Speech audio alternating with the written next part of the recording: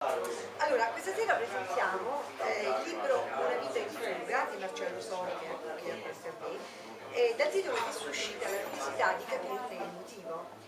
È un romanzo che ha tutte le caratteristiche per essere avvincente, ma anche però profondo. Di solito quando un romanzo è un romanzo di avventura, la parte più introspettiva, la parte che fa riflettere, che fa pensare, viene un pochino accantonata. Invece in questo libro ci sono molti spunti proprio per capire anche l'essenza dell'uomo, per capire i rapporti umani, così difficili spesso. Quindi ha delle riflessioni molto profonde, delle sottolineature appunto di aspetti importanti. E la sensibilità della protagonista, perché la protagonista è una donna, assume un ruolo preminente nello sviluppo narrativo, quindi è un libro non al femminile assolutamente, ma un libro dove la donna ha un ruolo importante.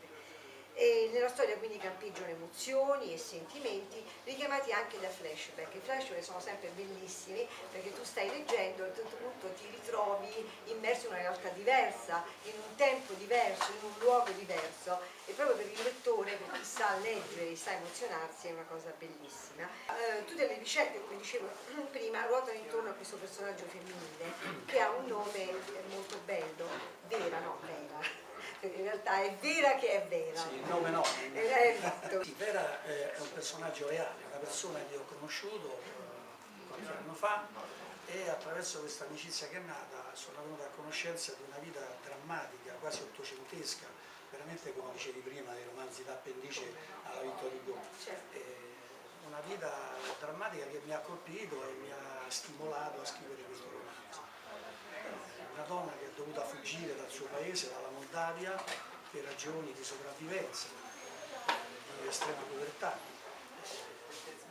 Una donna che ha dovuto affrontare un viaggio pericolosissimo per venire qui in Italia, una donna che poi ha intrapreso un lavoro di badante, con amore, con serietà, portando anche un beneficio alla nostra società, se si può dire, perché è un lavoro molto importante che spesso viene sottovalutato. La povertà è una delle più gravi tragedie umane. E Vera la stava già vivendo da anni questa tragedia.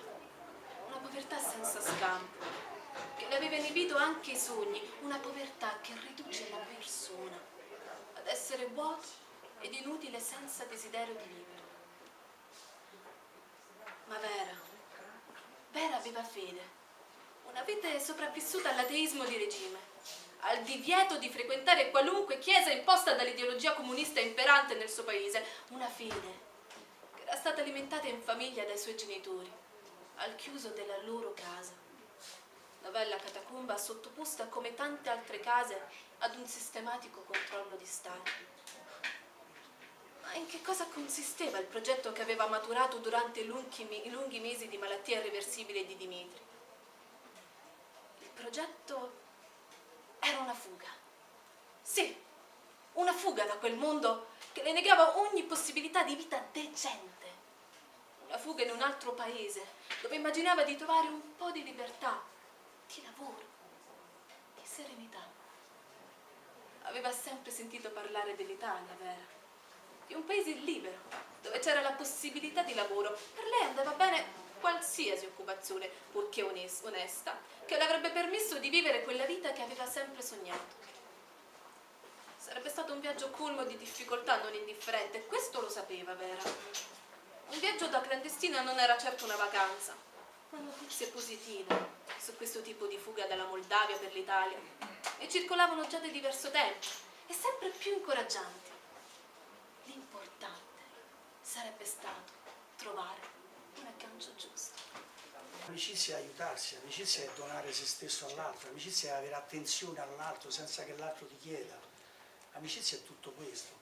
E loro dimostrano, questi quattro fuggiaschi, e questo è un passaggio vero, non è frutto della mia fantasia, io lo riporto nel romanzo, ma mi è stato, diciamo, raccontato da queste persone, da due di queste persone, e dimostrano come l'amicizia possa addirittura far superare i drammi peggiori, perché poi nel libro il lettore vedrà quante peripezie questi quattro fuggiaschi debbono superare, addirittura un carcere, paure, la fame, le ferite, cioè, quindi veramente c'è di tutto e di più, ma quello che esalta questo rapporto è proprio questo rapporto di amicizia che è fortissimo e che rimarrà per sempre, si cercheranno anche dopo, si vedranno e quindi rimarrà sempre questo legame.